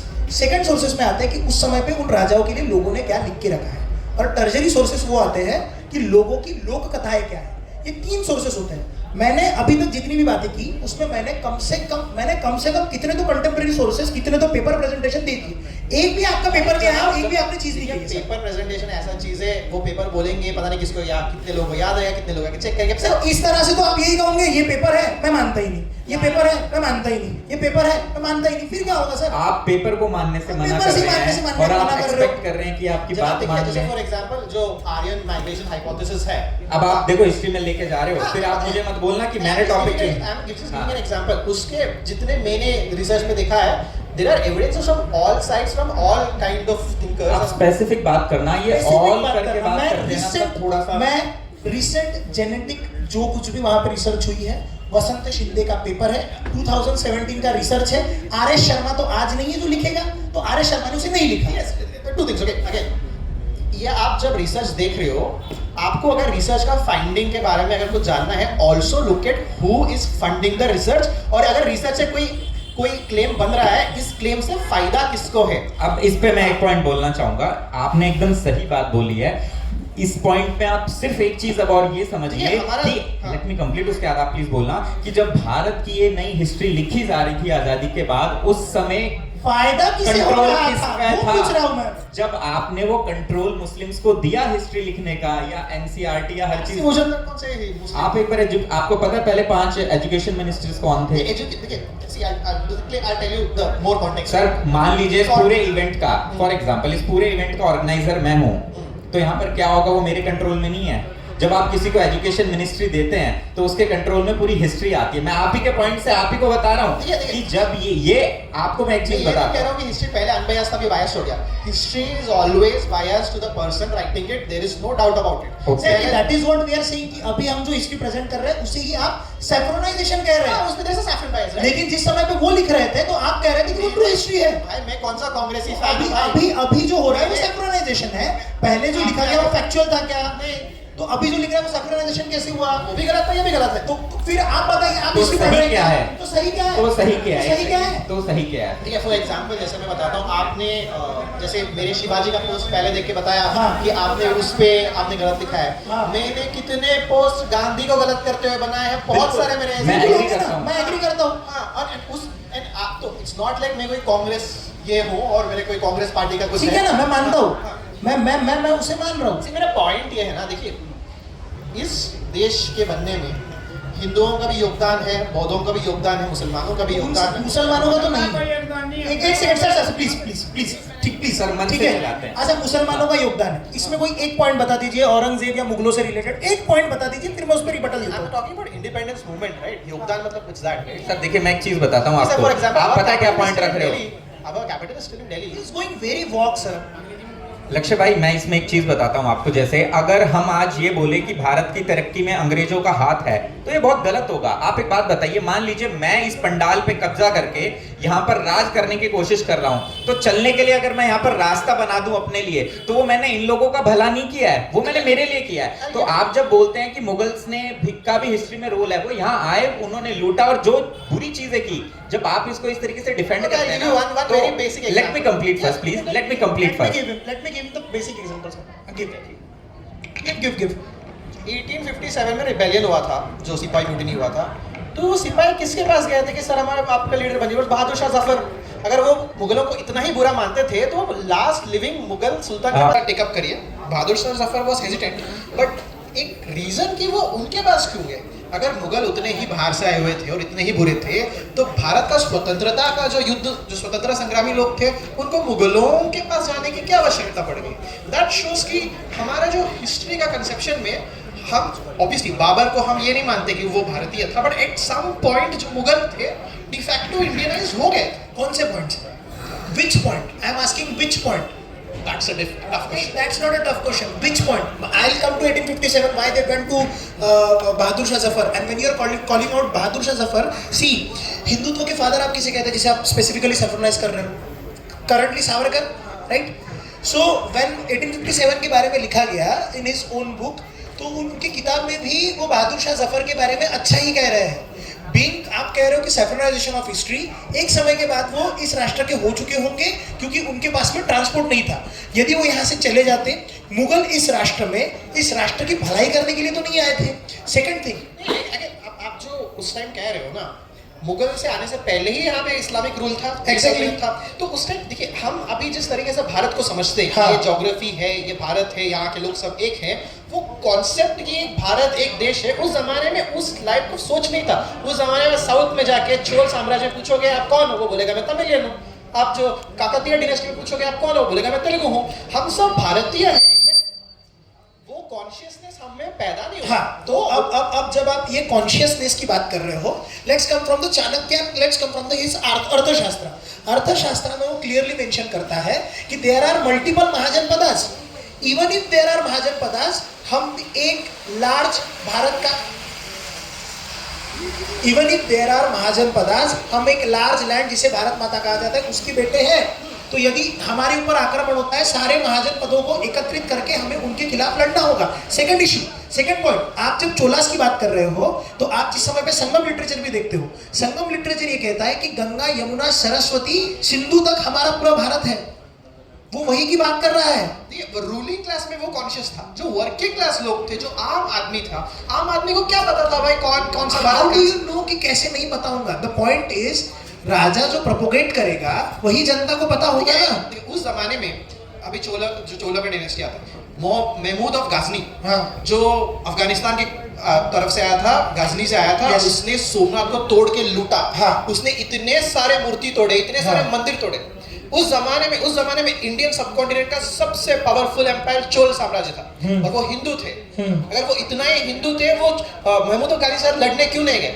पर वो तो अपना इंडोनेशिया में अपना अलग कुछ चला रहे थे, उनको फर्क ही नहीं पड़ा भाई, उनको फर्क ही नहीं पड़ा। क्योंकि अभी जिस तरह हिंदुत्व क्या है, हिंदुत्व इज हिंदू यूनिटी। हिंदुत्व उस जमाने में नहीं था, उस समय में वो सारे हिंदू एक साथ नहीं थे। ऑब्वियसली कुछ चाणक्य जैसे लोगों का कहना था कि हिंदुओं को एक साथ होना चाहिए, बट क्या वो एक साथ हुए थे? नहीं हुए थे। चोल साम्राज्य को घंटा फर्क नहीं पड़ा कि कौन आके कितने मंदिर तोड़ा। देखो, इस चीज में मैं ये बोलना चाहूंगा कि ये तो एकदम लॉजिकल सा एस्पेक्ट है कि हम आज के समय में बैठ के उस समय के स्कोप को नहीं समझ सकते, क्योंकि तब ज्योग्राफिकल बैरियर बहुत बड़ी चीज होती थी। आज यहाँ पर मैं हूँ, मेरे ख्याल से 4 घंटे बाद मैं कश्मीर पहुंच सकता हूँ। उस समय इस तरीके से चीजें नहीं होती थी। चोल साम्राज्य लोग, जब उनको गंगा का पानी चाहिए था, वो गंगा तक पहुंच के पानी लेके आने के लिए, अपने मंदिर में डालने के लिए। बट जब सोमनाथ टूट रहा था, तब उनको ये एहसास भी नहीं हुआ कि वो सोमनाथ का जो मंदिर है वो हमारा ही संस्कृति का है, बिकॉज वो गुजरात को अपना संस्कृति का हिस्सा मानते नहीं। वो उनकी किंगडम का हिस्सा नहीं था, लेकिन ये कहना, अगर वो खुद को भारतीय मानते, अगर राजेंद्र राजा चोला या राजा चोला खुद को तमिल नहीं भारतीय मानते, तो उनको इस बात का बुरा तो लगता कि हमारे में से जो इतना बड़ा मंदिर है उसको किसी मुसलमान ने तोड़ के गया। वो लोग ने कभी इस बात को सोचा ही नहीं। बोले हाँ चल ठीक है, चल रहा है, चलने दो। उनको फर्क ही नहीं पड़ा। उनको वो अपना कुछ इंडोनेशिया में एक्सपेंशन कर रहे थे, वो अपना कुछ वियतनाम तक चले गए थे, बट उनको कभी ये, अगर वियतनाम तक जा सकते, इंडोनेशिया तक जा सकते, गुजरात तक को आके बचा तो सकते हैं ना, पर उन्होंने ये कभी नहीं किया। तो यही चीज हम देखते हैं हिस्ट्री में। हम समझते कि सारे हिंदू रूलर एक साथ, वो नहीं थे यार, सब स्वार्थ प्रिय लोग थे, सब उनका भलाई चाहिए था, उनका अपना एक्सपेंशन करना था। हिंदू एकता को जो बात है, जो छत्रपति शिवाजी महाराज ने कही थी, वो बहुत ही ग्रेट थिंग थी उस कॉन्टेक्स्ट के लिए, बिकॉज उससे पहले हिंदू यूनिटी वाला कॉन्सेप्ट ही नहीं था। अगर आप सैफ्रनाइजेशन और सैफ्रन हिस्ट्री का बात कर रहे हो, छत्रपति शिवाजी महाराज के टाइम में, that is very accurate. But उससे पहले जितने साउथ के रूलर थे, जितने रूलर थे, दे नेवर फेल्ट। मैं बता रहा हूँ, जब डेक्कन के सल्तनत थे, सब Hindu rulers were okay with being friends with them to defeat another Hindu ruler, because they were political entities. उनका बस अपना ही स्वार्थ, अपना ही शक्ति, अपना पावर, अपना धन, किसी से मतलब था। कोई ऐसा कॉमन हिंदू कॉज नहीं था। जिस तरीके से अभी पूरा हिस्ट्री को हिंदू वर्सेस मुस्लिम किया जा रहा है, उस जमाने में ऐसा कुछ नहीं था। सो माय क्वेश्चन इज कि जैसे आज अमेरिका जिस तरह से आपको दिख रहा है, जिस तरह से आपको अमेरिका दिख रहा है, तो क्या सारे के सारे जितने भी वहाँ पे कॉलोनीज थे, वो एट अ टाइम सब एक साथ थे क्या? नहीं, obviously not. In a similar manner आपका ये जो कहना है कि इन लोगों को उस राज्य के लिए कॉन्शियसनेस नहीं था, बात ये थी सारे हिंदू थे। यदि मेरा ये कहना है कि यदि इस राष्ट्र में मुगल नहीं आते, सपोज यदि इस राष्ट्र में दिल्ली सल्तनत वाले लोग नहीं आते, अमेरिका में वहां पे ये सब जो कुछ भी हुआ, ब्रिटिशर्स को भगाया गया, उसके बाद में वहां पे एक सिविल वॉर हुआ। सिविल वॉर के बाद वो सारे के सारे यूनाइट हुए। यदि वो नहीं, आपका पॉइंट ये है कि इनका आना जरूरी था। नहीं है, मैं कह रहा हूँ जी, तो कॉन्सेप्ट है कि भारत पूरा एक देश है। नहीं ना, बात ये है कि भारत के अलग अलग हिस्सों में अलग अलग राजा उस समय पे रूल कर रहे थे। सेफ्रनाइजेशन ऑफ हिस्ट्री का मेरा पॉइंट ऑफ व्यू, मैंने जिस इस पे डिबेट कर रहा हूँ, वो ये है कि जो इवेंट्स के ऊपर सेफ्रनाइजेशन हो रहा है, ये बात कही जाती है। फॉर एन एग्जाम्पल, ये कहा जाता है कि भैया सिखिज्म जो था वो हिंदुइज्म से अलग रिलीजन बनाया गया just because of caste. Number 1, ये मैंने कभी नहीं बोला। मेरा तो यार सिखिज्म आया ही नहीं, सुन तो लो। मैं ये कह रहा हूँ कि यहाँ पे जो पीओवी रखा जाता है सेफ्रनाइजेशन, किससे डिबेट कर रहे अरे हैं? रुक जा यार। सेफ्रनाइजेशन का जो पीओवी रखा जाता है, आप जब ये कह रहे हो कि उस समय पे सारे यूनाइटेड नहीं थे, लेकिन किसी के दिमाग में कॉन्शियसनेस तो होगा ना कि मुझे पूरा भारत जीतना है। वो मैंने बोला ना, छत्रपति शिवाजी महाराज नहीं, उसके पहले भी था ना। वो अगर गंगा के पानी तक जा रहा है, जस्ट बिकॉज वो गुजरात में आके अटैक करके सडनली जा रहा है, वो वहां पे रुका नहीं था। रुकने के बाद वहां पे बैठा नहीं था। वहां पे कुछ राजा थे जिन्होंने उसका प्रतिकार किया। ये इसके साम्राज्य का हिस्सा नहीं था, इसलिए आप ये नहीं कहते थे कि कह सकते कि उस समय पे इंडिया का कोई कॉन्शियसनेस ही नहीं था। महमूद ऑफ गाजनी एक बार नहीं आया था, वो हर एक साल हर एक सीजन में वो रेडिंग पार्टी कर रहा था। मथुरा को एक बार जलाया, सोमनाथ को एक बार जलाया, इतने सारे, it was a repeated systematic year after year thing. ऐसा नहीं था कि चोल साम्राज्य को पता नहीं था कि नॉर्थ इंडिया में हमारे हिंदुओं के साथ ये चीज हो रहा है, उनको एब्सोल्युटली पता था, उनको घंटा फर्क नहीं पड़ा। अरे तो दिक्कत है, वो उनके साम्राज्य का हिस्सा ही नहीं था ना। आज एक बात बताइए, आप कह रहे हो हम सब लिसन भारतीय लिसन, हैं। आज यदि तमिलनाडु के अंदर में बॉम्ब स्फोट होता है या फिर तमिलनाडु के अंदर में कुछ होता है तो मुंबई पुलिस वहां जाने वाली है क्या? द पॉइंट इज भारतीय होने का कॉन्शियसनेस उस समय भी उन लोगों के दिमाग में होगा यदि कैप्चर करते हुए जाएंगे तो। The very point which you are telling me कि उन्होंने जाके बचाया नहीं, वो साम्राज्य में ही नहीं आता तो उनके तो जाके बचाएंगे क्यों यार? देखिए, अगर वो मानते कि गुजरात भी भारत का एक हिस्सा है, हम भी भारतीय है, भले ही उनका साम्राज्य का पार्ट ना हो, वो अपना संस्कृति का तो हिस्सा है ना। अगर वो मानते कि हमारे संस्कृति पे इतना वार हो रहा है, कोई बाहर से आके आक्रमण कर रहा है, इतना ये तो बिकॉज वो उस टाइम के साउथ के सबसे पावरफुल एम्पायर थे। हाँ, अगर वो जाके इंडोनेशिया तक कब्जा कर सकते हैं, वो साउथ के किंगडम्स को यूनाइट करके वो मुसलमानों के खिलाफ एक यूनाइटेड फ्रंट तो खड़ा कर सकते थे ना, वो भी नहीं कर पाए बिकॉज उनको वो करने का चाह ही नहीं था। बिकॉज उस जमाने में आई थिंक आप ना नेशनलाइजेशन एंड सेफ्रोनाइजेशन दोनों को मिक्स कर रहे हो। नेशनलिस्ट इशू और सेफ्रोनाइजेशन दोनों कंबाइन कर रहे हो आप। नहीं, दोनों एक चीज नहीं है। इस चीज में मैं आपसे एग्री करता हूं लक्ष्य कि हो सकता है उनकी कॉन्शियसनेस में ना हो, there is a possibility, but हमारा पॉइंट ऑफ डिस्कशन वो नहीं था। नहीं है मेरा पॉइंट ऑफ, हमारा मेन, आप नेशनल कॉन्शियसनेस को सेफ्रोनाइजेशन पे लेके जा रहे हो। द वेरी आज का जो मुद्दा है वो ये है कि इतिहास में फेर बदल करके उसको सेफ्रोनाइज किया जा रहा है। वो सेफ्रोनाइजेशन आप ऐसे सेंचुरी के साथ में कर रहे हो जिस समय पे बाहरी आक्रांता इतने बड़े पैमाने पे अटैक भी नहीं किया करते थे। मेरा एक आर्ग्यूमेंट ये है कि जो भारत, जिस तरीके से हम भारत को समझते हैं, अरुणाचल प्रदेश से लेके कन्याकुमारी से लेके कश्मीर से लेके हर जगह पर, ये 1947 के बाद आया ये कॉन्सेप्शन।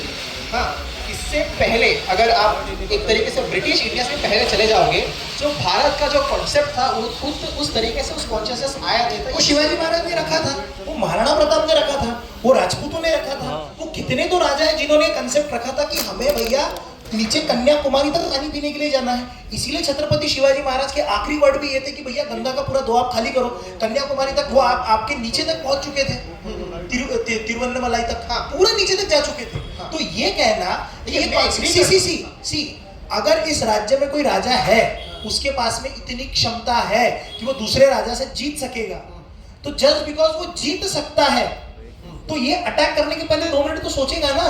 अब इसके पहले, अच्छा, अशोका के दिमाग में ये कॉन्सेप्ट नहीं था क्या? तो अशोका ने पूरा यूनाइट क्यों किया पूरे इंडिया को?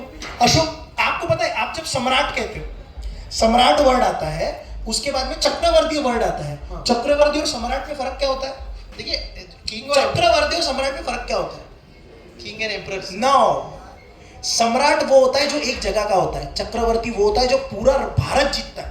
But it is the specific thing. जिस समय पे हम वेदों का भी उच्चार करते हैं, get back to the Vedas ना, जो बहुत पूरे पहले लिखे गए, वेदा में क्या लिखा है?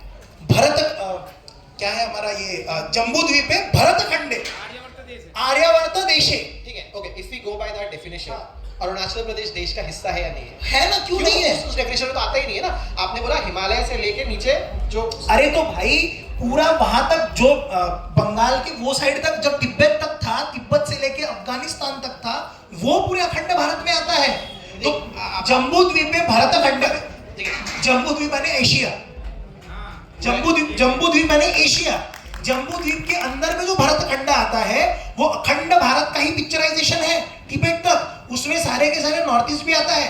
नाउ कमिंग अगेन, ठीक है, एक सेकंड, कमिंग अगेन, यदि आप ये कह रहे हो, चलो आप शायद महाभारत को फिक्शन समझते होंगे, राइट, या शायद नहीं भी समझते होंगे, लेकिन आप ये तो मानते हो कि महाभारत जिस समय पे लिखी गई थी वो शायद 2nd या 3rd सेंचुरी रहा होगा। हाँ, 3rd सेंचुरी रहा होगा। चलो मैं इनके हिसाब से समझता हूँ कि महाभारत फिक्शन था। महाभारत में जिस तरह से पिक्चराइजेशन हुआ था ना, उन्होंने उस गांधार का भी एग्जांपल लिया है। Gandhar, where is Gandhar? Gandhar is in Afghanistan. Second thing, उन्होंने इस बात का भी उल्लेख किया है कि ये जो कर्ण था वो अंग प्रदेश का था। व्हाट इज अंग? अंग इज बंग। बंग के पीछे जो पूरा का पूरा बर्मा का सल्तनत है वो भी उसी का हिस्सा था। सो आप ये जो कंसेप्ट लेके आ रहे हो कि लोगों के दिमाग में ये कॉन्शियसनेस ही नहीं था, अरे कॉन्शियसनेस था इसीलिए उसका नाम महाभारत रखा गया था भाई। देखिए रूलिंग क्लासेस में हो सकता है, आम लोगों का बात कर रहा क्यों नहीं? तो आप रूलिंग, तो एक सेकंड, अभी आपने क्या कहा कि चोलास के दिमाग में नहीं था, फिर आप कह रहे हो कि रूलिंग क्लासेस में हो सकता है, उसमें नहीं था। रूलिंग क्लासेस में था ना, मतलब तो आप ये क्लेम करके चोलास के दिमाग में था but they did not care. हाँ, तो एक साम्राज्य की इसमें नहीं होगा, सभी की इसमें नहीं होगा, ऐसा कैसे कह सकते हो? संगम लिटरेचर जब तमिलनाडु में लिखा गया, अलग अलग पार्ट में लिखा गया, उस समय पे what they claim the whole country. Sangam literature में तो पूरी हिमालय तक का बात की गई है। ठीक है, I give you one this example history saffronisation का। जैसे फॉर एग्जांपल हल्दी घाटी का युद्ध। हाँ, हल्दी घाटी के युद्ध में दोनों साइड के जो आर्मीज थे they were led by Rajput both side.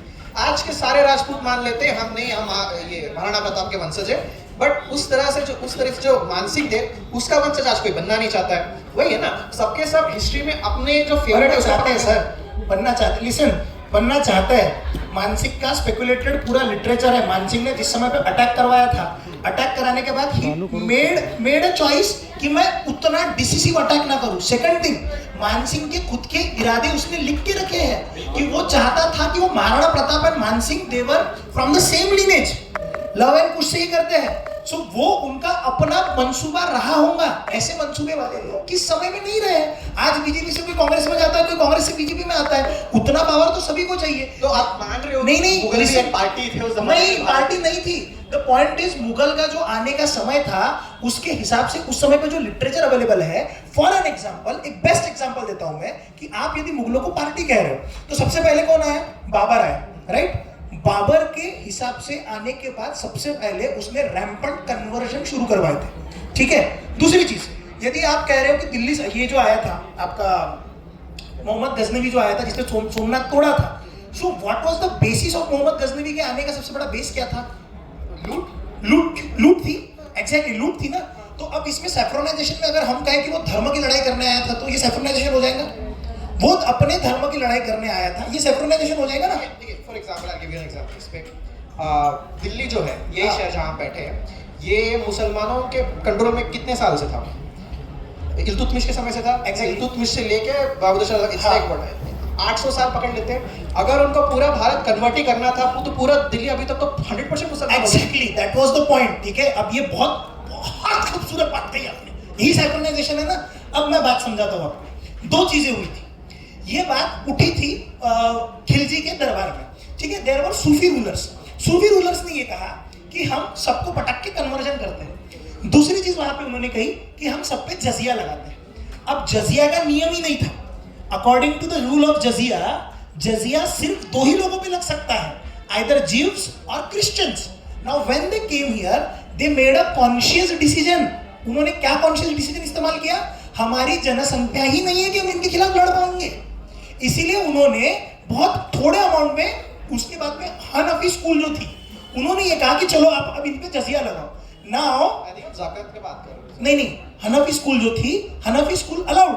Now आप जब फिरोज शाह तुगलक देखोगे तो फिरोज शाह तुगलक का जो कंटेम्प्रेरी सोर्स आता है, फिरोज शाह तुगलक ये कहता है हम इतने हिंदुओं को एग्जैक्टली नहीं मार पाएंगे। उन्होंने भी तो सोचा होगा ना, हम एक सेकंड, हम नहीं मार पाएंगे।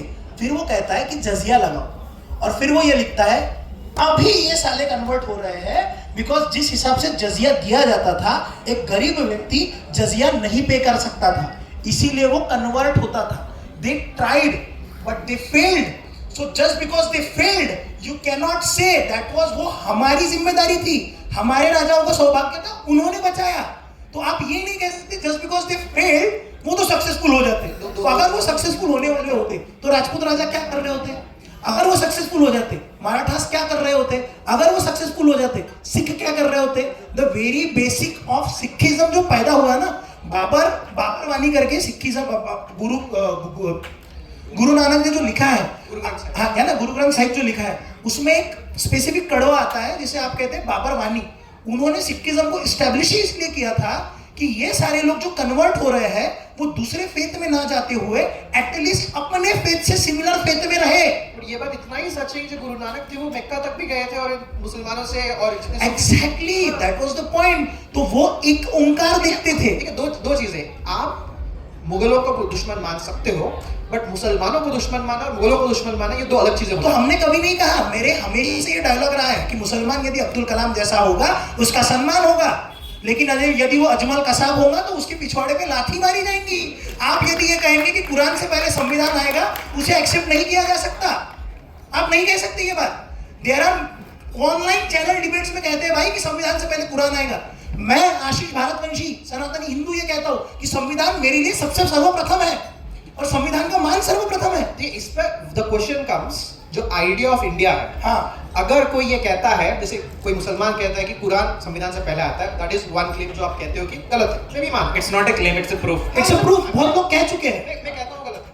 तो उसी तरीके में जो कहता है संविधान को बदल के हिंदू राष्ट्र बनाना चाहिए, वो भी गलत है। तो गलत है ना, गलत है, तो मानते हो? गलत है ना, तो मैंने ना कब कहा। सह संचालक मोहित जी कुछ कहना चाह रहे हैं कुछ देर से, मेरे ख्याल से। ये माइक ले लीजिए, नहीं चल रहा तो। मुझे बस इसमें एक यही बात ऐड करनी है जो काफ़ी समय से ये बात चल रही है कि जो भारत यानी जो अखंड भारत है, इसकी अवधारणा पुरानी नहीं है, बहुत नई है। जबकि ऐसा नहीं है, हमें ऋग्वेद में ही राष्ट्र की भी अवधारणा मिलती है और भारत की भी अवधारणा मिलती है। यहाँ तक कि हमें महाभारत के शांति पर्व में गण और संघ का वर्णन मिलता है। गण और संघ क्या होते हैं कि हर छोटे इलाके को एक गण कहा जाता है और वहाँ से एक व्यक्ति का चुनाव होता है और फिर वो आगे जाकर के बड़े शासक का चुनाव करता है। यानी रिपब्लिक की जो अवधारणा है वो तक महाभारत में है। तो रिपब्लिक तो तभी होगा ना जब एक यूनिफाइड स्टेट होगा। तो बिना किसी बड़े एक स्टेट के गण का क्या अर्थ होगा? तो राष्ट्र की भी अवधारणा है और भारत शब्द का भी वर्णन है। Thank you. Same concept even Buddhism में है, प्रबुद्ध भारत यूनाइट जो अखंड भारत का है, वी आल्सो हैव बुद्धिज्म में। बुद्धिज्म में वो बाद में ही गया है, ये तो एकेडमिक में वेरीफाइड चीज है। तो लेकिन ये पॉइंट कहना कि भारत ही नहीं था, कोई कंसेप्ट ही नहीं था, लोगों के दिमाग में कॉन्शियसनेस ही नहीं था। देखिए वो एक चीज कह रहे हैं कि कॉन्सेप्ट एग्जिस्ट करता था, हाँ, बट वो कॉन्सेप्ट का कॉन्शियसनेस होना ऐसा डिफरेंट थिंग, राइट? व्हाई भाई कॉन्शियसनेस था तभी तो एग्जिस्ट करता था ना। See now I will give you सटीक एग्जांपल। कांतारा देख के आए? कांतारा नहीं देखी? कांतारा में जिस साम्राज्य के बारे में बताया है वो छोटे छोटे सामंत होते हैं जो बड़े राजा के लिए काम किया करते हैं। एग्जैक्टली। तो ये जो छोटा छोटा रिपब्लिक का जो ये था ना, ये सारे राजा एक दूसरे को रिस्पेक्टफुली ही ट्रीट करते थे। With the course of time in लोगों में झगड़े हुआ करते थे, लेकिन इन लोगों में एक और चीज कॉमन थी, ये भारत को भारत ही समझते थे। Now you are talking about Gujarat and you are talking about Tamil Nadu. कोई बंदा आगे अगर गुजरात में अटैक कर रहा है तो ये सातवाहना रूलर्स या उसके नीचे के जितने रूलर्स है, ये उनका कॉल था कि उसे बचाना है या नहीं बचाना है। लेकिन ये कहना कि कॉन्शियसनेस ही नहीं था, ये पूर्णतः गलत है। अगर कॉन्शियसनेस हुआ भी होगा, it was not strong enough कि उनको लगे हमारे जैसे दूसरे हिंदू पे वार हो रहा है, हमें नहीं, एक बचाना। अलग सब्जेक्ट। ये एक अलग सब्जेक्ट है लक्ष्य। सेफ्रोनाइजेशन ऑफ हिस्ट्री का पॉइंट ऑफ व्यू ही ये है कि जो इतिहास आज के हिसाब से लिखा जा रहा है, you are saying that is wrong. I am saying कि इतिहास रॉन्ग नहीं है, वो फैक्चुअली प्रेजेंट किया जा रहा है, आपको वो गलत लग रहा है। नहीं, देखिए, मैं I am not making the claim at all कि जो मुगल थे वो सेक्युलर थे, ये नहीं, वो नहीं थे। मैं उस बात पे बहुत हद तक एग्री भी करता हूँ। However my claim is that जो उस जमाने के रूलर थे, जैसे एक बेसिक पॉइंट आता है सेफ्रोनाइजेशन ऑफ हिस्ट्री में, हम ये कहते हैं कि आप जैसे लोग कहते हैं कि भैया मुगलों ने इस राष्ट्र को इकोनॉमी दी। यार देखिए, मुगल जो थे वो बहुत हद तक, बहुत टाइम तक खुद को वो तैमूरी जो नजर से, ठीक है, लेकिन नहीं कर रहा हूँ। एक क्लेम आता है ना सेफ्रोनाइजेशन ऑफ हिस्ट्री में, जैसे हम कहते हैं कोई इकोनॉमी वगैरह नहीं बढ़ाई है मुगलों ने, हम कह रहे हैं नहीं बढ़ाई है। पॉइंट ये है सर, हम कह रहे हैं कि नहीं बढ़ाई है, वो कह रहे हैं कि बढ़ाई है। जब हम कह रहे हैं नहीं बढ़ाई तो आप कह रहे हैं कि ये सेफ्रोनाइजेशन ऑफ हिस्ट्री है। ये नॉट मेकिंग दैट वो उस चीज से आप पे एग्री करते हैं उस चीज पे। ठीक है। अब now coming to even backer point, ठीक है। अब जैसे मैं सेफ्रोनाइजेशन को किस तरह से देखता हूं, मैं अपने आप को क्लियर करता हूं। मैं ये समझता हूं कि इतिहास को आज तक जिस तरह से पढ़ाया गया वो 3 रंगों में पढ़ाया गया। कौन से 3 रंग थे? पहला रंग था पीला। When you are talking about ancient India, वहां पे सबसे ज्यादा प्रभुत्व बुद्धिज्म को दिया गया।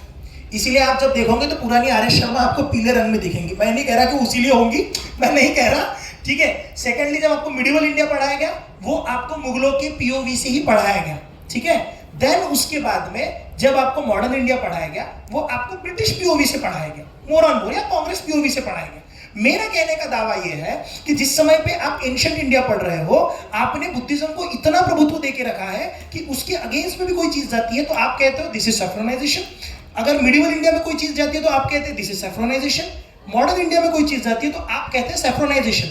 मेरा कहना यह है कि यदि आप मेरी सभी बातों से सहमत है तो फिर डिबेट किस बात की कर रहे हैं आप? मैं एक चीज बीच में बोलना चाहूंगा कि समय की बाध्यता को देखते हुए, जैसे हम देख भी रहे हैं पीछे से चीजें हट गई, आप लोगों के क्लोजिंग स्टेटमेंट मुझे चाहिए होंगे। लक्ष्य भाई पहले आप 2 मिनट में प्लीज। मेरा ये मानना है जो भारत का हिस्ट्री है, जैसे आपने बोला एक जमाने में सिर्फ बुद्धिज्म ही था, नहीं देखिए जो आप कह सकते हैं अशोक जो थे वो बुद्धिज्म को ज्यादा ये करते थे, उनके पिता जो थे समुद्रगुप्त वो जैनिज्म को ज्यादा करते थे, और उनके पिता आजीवक थे, आजीविका जो सेक्ट होता है। तो ये जो है ना, ये हमारा जो इतिहास रहा है रेनबो जैसे रहा है, इतने रंग, इतने फिलोसफीज, हाँ उसमें हिंदुओं में भी कोई शैवैट है, वैष्णवैट है, तांत्रिक ट्रेडिशन जो चामुंडेश्वरी को मानता है उनका भी ये रहा हुआ है। एंड बिफोर जो इस्लामिक आक्रामकता बोलो या तुर्क आक्रामकता बोलो, उससे पहले भी बहुत ऐसे आक्रामकता आ चुके हैं, श्वेता हुन, कुशन, और इनके साथ ऐसा हुआ है कभी कभी ये आक्रामकता आके खुद हिंदू भी बन जाते थे और हिंदुओं के बीच बहुत युद्ध होती थी। और हमारा बेसिक मानना ये है कि ये जो राज्य थे, ये जो किंगडम्स थे, इनको कुछ हद तक वो अपने पावर और पैसे के लिए लड़ते थे, एक दूसरे के साथ लूटपाट भी करते थे, और कुछ हद तक जैसे अशोक हो गए या छत्रपति शिवाजी महाराज हो गए, इनके दिमाग में ये था कि भारत को यूनाइट करना है। तो ये कॉन्सेप्ट फ्लक्चुएट हुई है। जैसे अभी भी कुछ लीडर्स हैं जो सोचते हैं भारत एक यूनाइटेड है, कुछ लीडर्स सोचते हैं को डिवाइड करना चाहिए। तो ये कॉम्प्लिकेटेड हुआ है, लेकिन जो अभी का भारत है, 1947 के बाद का संविधान वाला भारत है, ये भारत जो आइडियोलॉजी लेके चलता है, इवन आप जो सुभाष चंद्र बोस का जो आइडियोलॉजी लेके चलते हैं, सुभाष चंद्र बोस का क्या था, इनकलाब जिंदाबाद जो है, इनकलाब वो उर्दू शब्द है। तो हमने एक तरीके से एक्सेप्ट किया है जो इस्लामिक इन्फ्लुएंस हम पे आया है। हम मानते हैं कि जो इस्लामिक रूलर थे वो कहीं परफेक्ट नहीं थे, वो भी लूटपाट मचा देते और कहीं हद तक वो खुद को फॉरेनर भी देखते थे और उनको कन्वर्जन भी करना था। बट उनका जो कल्चरल इंपैक्ट आया है, बिकॉज आज तक हम जो भाषा बोल रहे हैं, हम एक दूसरे को दोस्त या दुश्मन कहते हैं, वो दोनों फारसी शब्द ही है। तो वो cultural acceptance we are taking forward, because अभी का जो the conception of India is a brotherhood between Hindu, Muslim, Sikh, ईसाई, और ये conception is to be kept alive. अभी क्या हो रहा है, हम हिस्ट्री को यूज करके हम ये जस्टिफाई करना चाहते हैं कि हाँ उस जमाने में मुगल ऐसे थे, देयरफॉर आज के जो मुसलमान है उन पे शक करना चाहिए। मैं कहता हूँ शक सब पे करो, उन पे भी करो जो इस संविधान को बदल के किसी हिंदू राष्ट्र को बनाना चाहते हैं, because I feel that is also destructive to the unity and fabric of India. बिल्कुल बिल्कुल। अब इसमें मेरे ख्याल से आप भी एग्री करेंगे कि जब एक मुस्लिम आके डिबेट में या उनका कोई एक बड़ा नेता आके ये चीज बोलता है कि हमारे लिए कॉन्स्टिट्यूशन से पहले कुरान है, तो वो भी प्रॉब्लमेटिक है, तो उसका भी हम लोगों को इक्वली खंडन करना पड़ेगा। संविधान सबसे ऊपर, उसके बाद सब कुछ। जैसे लिबर्टी है कि आप सेफ्रोनाइजेशन पे बात कर सकते हैं, उस साइड लिबर्टी नहीं है बात करने की, तुरंत ही हम सबको पता है फतवा जारी हो जाता है। तो ये चीज जो फ्रीडम है ये दोनों तरफ से होनी चाहिए। इस पक्ष को दुख ये होता है कि हमारे पे तो आके आप तुरंत बोल जाते हो, टिप्पणी कर जाते हो, लेकिन उस तरफ टिप्पणी करना भी कहीं ना कहीं अलाउ नहीं है। मैं ये एडवाइस देता हूं कि डॉक्टर अंबेडकर के द्वारा लिखा गया Bharat the partition of India, बिल्कुल मैंने पढ़ा है, उन्होंने तो अंबेडकर साहब ने तो साफ लिखा था कि ये कभी इस देश के हो ही नहीं पाएंगे, ये भी उनके बुक में लिखा है। उस टॉपिक पे आ जाएंगे तो लंबा खिंच जाएगा। एनीवेज आशीष भाई, कमिंग बैक टू यू, आपका क्लोजिंग स्टेटमेंट। मेरा क्लोजिंग स्टेटमेंट यही रहेगा कि the way we are trying to portray Buddhism, Jainism, Sikhism were different. मेरा ये कहना है कि आप जो कह रहे हो कि उनके इसमें इनकलाब जिंदाबाद शब्द आया, that is the colonisation of history. We are fighting against that only. हम जब वो कॉलोनाइजेशन हटाने की बात करते हैं, इन्हें लगता है कि वो सैफ्रोनाइजेशन हो रहा है। सेकेंड पॉइंट, जिस तरह से जैसे ऐसे ऐसे हीरो पैदा कर दिए गए हैं समाज में, जैसे for an example Tipu Sultan. नहीं, you didn't take a name, I am saying, ये कहते हैं कि Tipu Sultan. Second they are saying कि Sikhism was not a different religion भाई, वो पोर्ट्रे उस तरह से हो रहा है। सिखिज्म के बेसिक टेनेंट्स ये थे कि हर पंजाबी घर में, हर सिख घर में उस समय पे एक बंदा सिख बनता था ताकि वो हिंदुओं को ही संरक्षित कर सके। दूसरी चीज, जिस समय पे ये बात कही जाती है कि there were Buddhism as well, ये जो फ्लक्चुएशन हुआ है, आप कह रहे हैं कि भैया बुद्धिज्म, जैनिज्म, सिखिज्म सब अलग अलग है। अरे मैं कह रहा हूं भाई, ये सभी के सभी कॉमन सनातनी ही थे, ये सारे उनके पंथ थे। That is the beauty of Hinduism कि इसमें पंथ हो सकते हैं। और जब हम कहते हैं कि पंथ थे, आप कहते हैं कि रिलीजन थे, तो नास्तिक बोला जाता था। किसे? बुद्धिज्म और जैनिज्म। एग्जैक्टली। तो उसी तरह से तो हम एक दूसरे के साथ एग्जिस्ट कर सकते थे ना भाई, कि हमारे यहाँ पे एक्सेप्टेंस उस लेवल पे था। थोड़ी बहुत गड़बड़ हुई होंगी, लेकिन इसका मतलब, अब जैसे मैं एग्जांपल और एक देता हूं। अब जैसे एक राजा आता है, कनिष्क, किंग कनिष्क आता है। What colonization of history, what they taught us in ancient India, कि Kanishka was the first one who made gold coins, है ना? Kanishka was the first ruler जिसने gold coins बनाए थे. कुशल वाला ना? हाँ, कुशक, yes, है ना? Sorry, कुशक, right? And he made gold coins of Buddha. उसमें बुद्धा की मूर्ति थी, right? Then what they teach you कि ये जो empire था, ये बुद्धिस्ट empire था. नहीं, they were multi-religious. हाँ? The consensus is multi-religious. Exactly. They were not multi-religious. Buddhism was the part of Hinduism only. But you also had जो Greek gods के उनके भी आपको मोटिव्स मिलते होंगे ना? अरे तो हाँ, तो ग्रीक गॉड्स की भी जो आपको मोटिव्स, अच्छा चलो आप ग्रीक गॉड्स तक जा रहे हो ना, तो basically नहीं, एक सेकंड, आप mixing, हाँ. नहीं, देयर इज नो मिक्सिंग. अगर आप ग्रीक गॉड्स तक भी जा रहे हो ना, हिंदुइज्म इतना फैला हुआ था, यदि आप प्री अरेबिक गॉड्स भी देखोगे, उनके यहाँ पे सिर्फ नाम अलग थे, वो भगवान भी सारे के सारे हिंदुओं के थे. फॉर एन एग्जाम्पल, अगर आप प्री अरेबिक गॉड्स में भी जाते हो, 5th सेंचुरी 4th सेंचुरी, उनका प्राइमरी गॉड कौन है? उनका प्राइमरी गॉड था Hubal. Hubal was the main chief god. Hubal के साथ में 3 देवियां थी, अल-मनत, अल-अस और अल-अत. 3 देवियां थी. अगर आप इन 3 देवियों को देखेंगे, ये शेरों पे बैठी हुई है. अगर आप हुबाल को देखोगे तो हुबाल के सर पे एक चांद बना हुआ है. हुबाल के डिस्क्रिप्शन में लिख के आता है कि इन्होंने अपने जटाओं में एक जीवनदायिनी नदी को पकड़ के रखा है. ये डिस्क्रिप्शन किससे मेल खा रहा है? दूसरी चीज, वहां पे जब आप पारसियों के पास में जाओगे, अगर आप ये कह रहे हो कि हम मुसलमानों को बाहर का समझ रहे हैं और दूसरों, मतलब हम कह रहे हैं कि मुसलमान यहाँ के नहीं है, या फिर हम क्रिश्चियनों को कह रहे हैं, आज तक किसी भी हिंदुत्व लीडर ने पारसियों को गाली क्यों नहीं दी? क्वेश्चन है. They are not visible minority.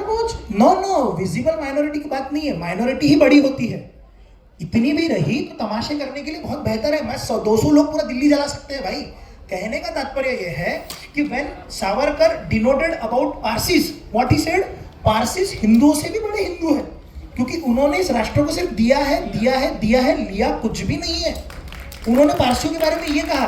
Now when you are saying about कि हम बुद्धिस्ट जैनिस्ट को अलग समझते हैं, क्या हम नहीं समझते. यहाँ तक कि जैन भी एक समय तक अपने आप को अलग नहीं समझते थे.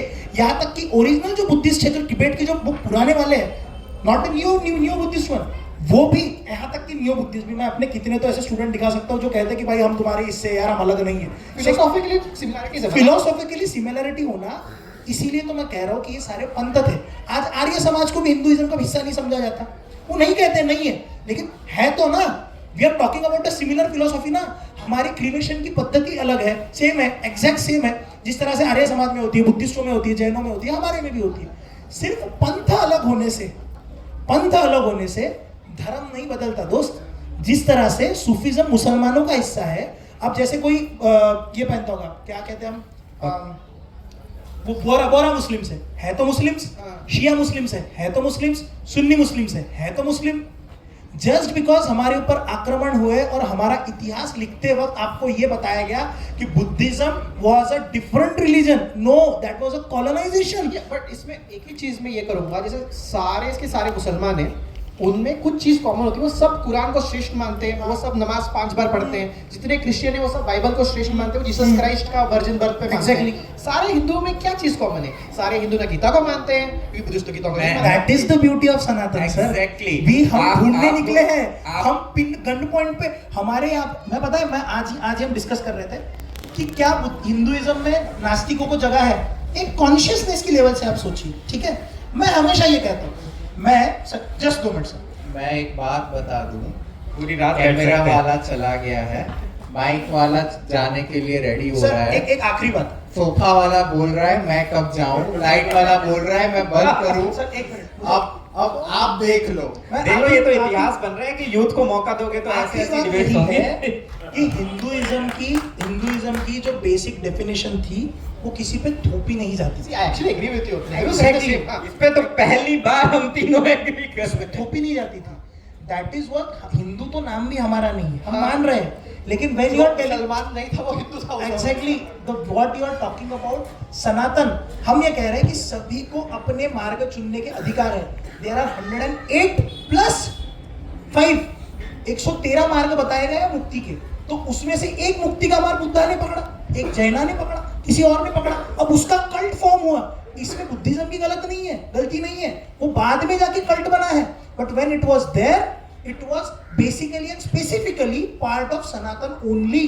क्योंकि आप यदि देखोगे उनके लिटरेचर भी पढ़ोगे, उनका अपना रामायण का वर्जन है जैनों का, बुद्धा का अपना वर्जन है रामायण का। Exactly that is what I am I agree with you. See, मेरा अभी का दिक्कत ये है, देखिए Hinduism you have plurality, Buddhism में प्लुरल। द प्रॉब्लम इज आजकल क्या है, एक वर्जन ऑफ हिंदुइज्म को सब पे थोप रहे हैं। नहीं थोपा जा रहा है, नहीं थोपा जा रहा है। नहीं, अगर नहीं, आप- नहीं, अगर आप नहीं। हिंदू होकर चिकन खा लो तो आपको बोलते हैं हिंदू नहीं हो। क्यों नहीं? अरे ऐसे है बहुत लोग। एग्जैक्टली कुछ होंगे, कुछ होंगे, सर कुछ होंगे। ये जो डिबेट ऑर्गेनाइज हुई है ना, ये डिबेट का मेन मुद्दा ही यही था कि हम पुराने हिंदुइज्म को रिवाइव करें जहां पे शास्त्रार्थ होता था।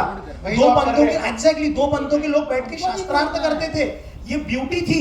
आज हम थोप नहीं रहे, वो हमारी पॉलिटिकल जरूरत बन चुकी है, वो हमारी पॉलिटिकल नीड है। भाई नवरात्रि के टाइम किसी को चिकन खाने खाने दो यार। तो देखिए, इस पे मैं आपको एक चीज बताता हूँ। हिंदुज्म की सबसे खूबसूरत या सनातन की सबसे खूबसूरत चीज ये है कि यहाँ पर गन पॉइंट पे काम नहीं होता, तलवार की धार पे काम नहीं होता।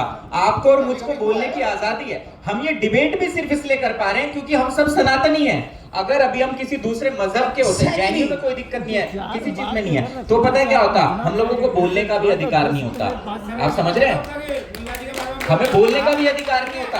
आप और मैं बोल देते हैं कि भाई कॉन्स्टिट्यूशन सबसे ऊपर है, गीता से ऊपर मैं कॉन्स्टिट्यूशन को रखता हूँ, रामायण से ऊपर मैं कॉन्स्टिट्यूशन को रखता हूँ। ये कॉन्शियसनेस हम में है, लेकिन वो लोग क्या बोलते हैं, 4 घंटे ये बात करते रहेंगे। बहुत बहुत धन्यवाद आशीष भाई आपका।